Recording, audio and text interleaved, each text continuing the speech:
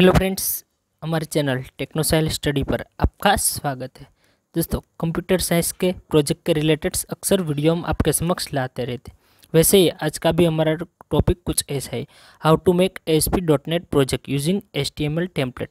दोस्तों, अगर आप कंप्यूटर साइंस के स्टूडेंट हैं एंड आप अपना जो फाइनल ईयर का जो प्रोजेक्ट है उसे कंप्लीट करना चाहते हैं, तो बहुत सारे जो स्टूडेंट है वो कंफ्यूज रहते हैं कि प्रोजेक्ट को स्टार्ट कैसे किया जाए, आसानी से प्रोजेक्ट को कैसे बनाया जाए, प्रोजेक्ट को क्रिएट कैसे आराम से किया जाए। तो उसके लिए आपको कोई ज़्यादा टेंशन लेने की ज़रूरत नहीं है। दोस्तों, यहाँ पे देखिए कि हमारा कुछ टाइटल भी ऐसा ही, how to make ASP.NET project, यानी कि ASP.NET।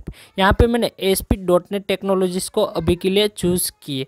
अगर दोस्तों आपको ज़्यादा कुछ नॉलेज नहीं है कोई भी टेक्नोलॉजीज़ का, तो आप ASP.NET को रख सकते हैं या आप PHP का जो प्रोजेक्ट है वो सब बना सकते हैं, क्योंकि उसमें आपको फ्रेमवर्क मिल जाता है एंड आप आसानी से कोई भी HTML टेम्पलेट का यूज़ करके अपना प्रोजेक्ट है वो बना सकते हैं।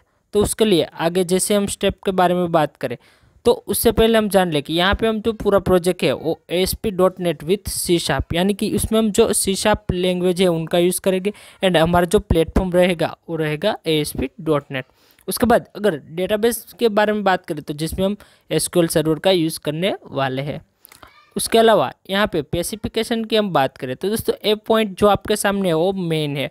आपका मान लो यहाँ पे 90% जो प्रोजेक्ट है वो आ जाते हैं अगर आपने ये जो पॉइंट्स है उसको क्लियरली जो उसके स्टेप बाय स्टेप अपना प्रोजेक्ट है वो बनाते जाना। उसमें फर्स्ट क्या है कि चूज़ योर प्लेटफॉर्म, यानी कि आपको अपना जो प्लेटफॉर्म है यानी कोई टेक्नोलॉजी से वो आपको सबसे पहले सिलेक्ट करनी है। अगर आप न्यू प्रोजेक्ट बनाना चाहते हैं, ज़्यादातर दोस्तों जो स्टूडेंट्स है वो प्रोजेक्ट डाउनलोड करना चाहते हैं एंड उसको ही सबमिट करना चाहते हैं, तो ऐसा नहीं करना है, क्योंकि ऐसा करने पे क्या होगा कि आपके पास ज़्यादा नॉलेज उस टेक्नोलॉजीज का नहीं है और आप उसका सोर्स कोड डाउनलोड कर लेते हैं, तो उसको सेटअप नहीं कर पाते एंड प्रोजेक्ट सही से रन नहीं हो पाता है। तो उससे अलावा मान लो कोई छोटा ही प्रोजेक्ट बनाओ, मतलब खुद ही बना लेना है। उससे पहले यहाँ पे देखिए कि चूज़ योर प्लेटफॉर्म, यानी कि आपको अपनी जो टेक्नोलॉजी से वो सिलेक्ट कर लेनी है।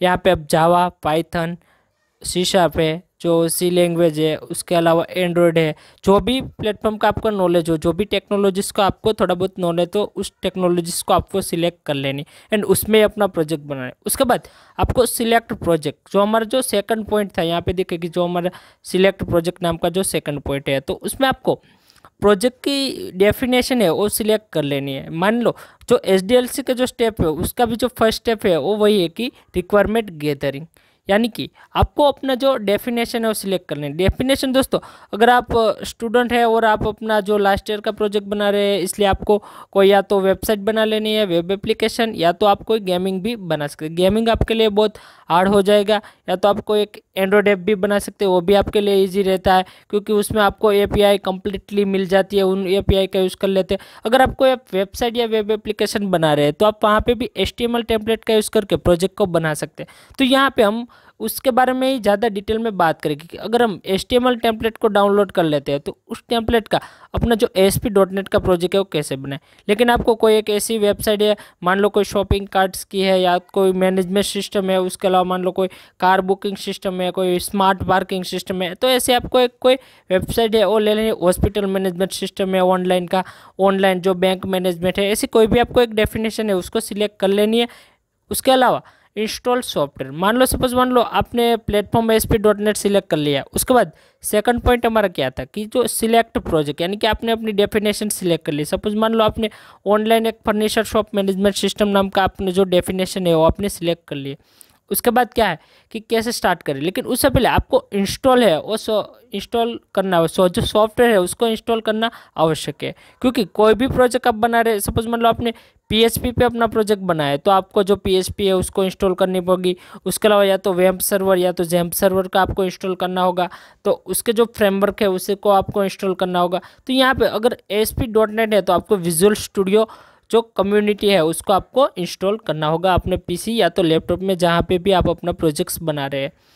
यहाँ पे दोस्तों जो लेटेस्ट वर्जन है जो विजुअल स्टूडियो, दोस्तों विजुअल स्टूडियो पे यहाँ पे एक विजुअल स्टूडियो कोड भी आता है एंड जो सेकंड वन आता है वो विजुअल स्टूडियो कम्युनिटी 2022 जो उसका लेटेस्ट वर्जन है। तो आपको दोस्तों विजुअल स्टूडियो कोड है उनका यूज़ कोई मान लो पेज को ओपन करने के लिए, कोई एडिटिंग करने के लिए, जो भी है अदर कोई लैंग्वेज के लिए, तो आप उसका यूज़ कर सकते हैं। लेकिन अगर आप ASP.NET पे ही अपना प्रोजेक्ट बनाना चाहते हैं, तो आप अगर फ्रेमवर्क का भी आप जो एडवांटेजेस है वो लेना चाहते हैं, तो आपको विजुअल स्टूडियो जो कम्युनिटी उसका 2022 का वर्जन है एंड उसका जो लेटेस्ट .NET फ्रेमवर्क है वो 4.8 है, उसे ही आपको इंस्टॉल कर लेना है। उसके बाद इंस्टॉल करने के बाद उसके जो फीचर्स है उसको भी आपको इंस्टॉल कर लेना है।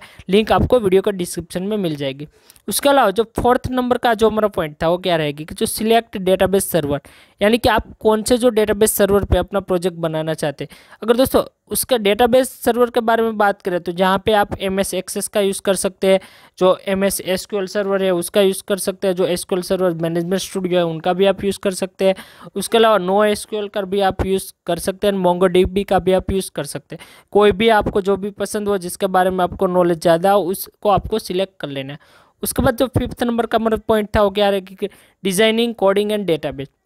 कोई भी प्रोजेक्ट हो दोस्तों, कोई भी आपने डेफिनेशन से लिखो, ये 3 पार्ट में ही अपना जो प्रोजेक्ट है वो कंप्लीट होता है, जिसमें फर्स्ट वन है वो है डिजाइनिंग है प्रोजेक्ट की, उसके बाद सेकंड वन है उसकी कोडिंग है। मान लो डिजाइनिंग आपने HTML टेम्पलेट का यूज़ कर लिया तो आपको डिजाइनिंग है वो कम्प्लीटली मिल जाती है, तो आपका 30% जो प्रोजेक्ट है वो कंप्लीट हो जाता है। उसके बाद आपको उसकी जो कोडिंग कर लेनी है। मान लो उसमें अगर आप क्वेरी का यूज़ कर रहे हैं तो इंसर्ट है, अपडेट है, जो डिलीट है, उसके अलावा जो भी आप कोडिंग करना चाहते हैं, जो भी फंक्शनलिटी देना चाहते हैं, तो उस हिसाब से आपको कोडिंग कंप्लीट कर लेनी। एंड आपको जो डेटाबेस टेबल है वो उस हिसाब से क्रिएट कर लेना है एंड उसकी जो क्वेरी है वो फायर कर देनी है, डेटाबेस कनेक्टिविटी कर लेनी। दोस्तों उसके अलावा भी हमने बहुत सारे जो वीडियोस रखे हुए जिसमें हमने डिटेल में बताया कि कैसे डेटाबेस कनेक्टिविटी कर सकते हैं, कैसे प्रोजेक्ट को हम कनेक्ट करके अपना जो डेटाबेस में डेटा सेव करा सकते हैं। उसके अलावा नेक्स्ट बात करें कि HTML टेम्पलेट का। मान लो आपने प्रोजेक्ट बनाना स्टार्ट कर लिया एंड आपने कोई एक जो HTML का जो टेम्पलेट है उसको आपने डाउनलोड कर लिया है, तो जो भी टेम्पलेट आप डाउनलोड करेंगे तो आपको जिप फॉर्मेट में मिलेगा या तो RR फॉर्मेट में मिलेगा। तो फर्स्ट ऑफ ऑल तो आपको उसको राइट क्लिक करके एक्सट्रैक्ट करना होगा, क्योंकि आप जब भी उस फाइल को एक्सट्रैक्ट करेंगे उसके बाद ही वो फाइल ओपन होगी, तो उसमें आपको इंडेक्स नाम की फ़ाइल मिल जाएगी, तो वो आपकी HTML की फ़ाइल रहेगी। उसके बाद उसका यूज़ विजुअल स्टूडियो में कैसे करना है, तो आपने जो भी विजुअल स्टूडियो इंस्टॉल किया है उसको ओपन कर लेना है। उसके बाद वहाँ पे एक जो सॉल्यूशन एक्सप्लोरर है व्यू मेनू में जाके एंड जो सर्वर एक्सप्लोरर है उसे ओपन कर लेने।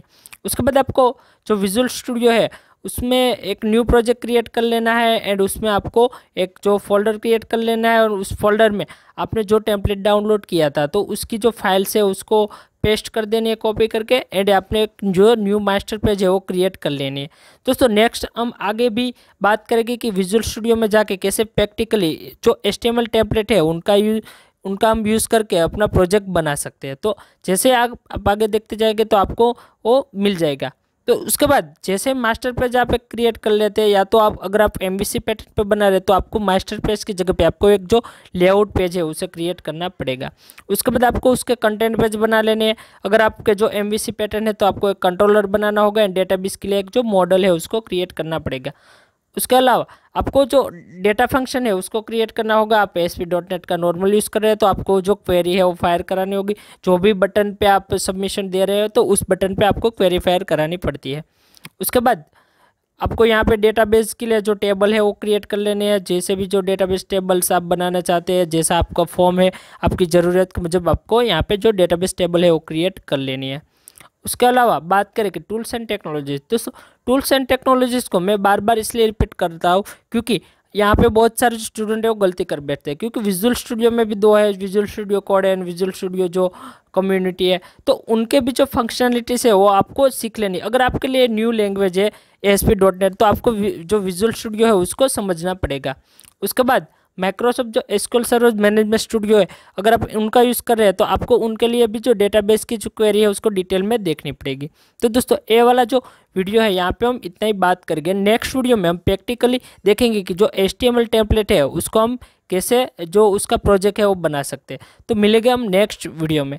अगर दोस्तों आपको वीडियो पसंद आए तो वीडियो को लाइक करो, शेयर करो एंड कमेंट करो। एंड अभी तक आपने हमारे चैनल टेक्नोसाइल स्टडी को सब्सक्राइब नहीं किया तो प्लीज़ दोस्तों हमारे चैनल टेक्नोसाइल स्टडी है उसको सब्सक्राइब कर दीजिएगा एंड बेल आइकन का बटन को प्रेस कर दीजिएगा, ताकि जब भी न्यू वीडियो अपलोड हो तो उसकी नोटिफिकेशन बहुत ही जल्द आपको मिल जाए।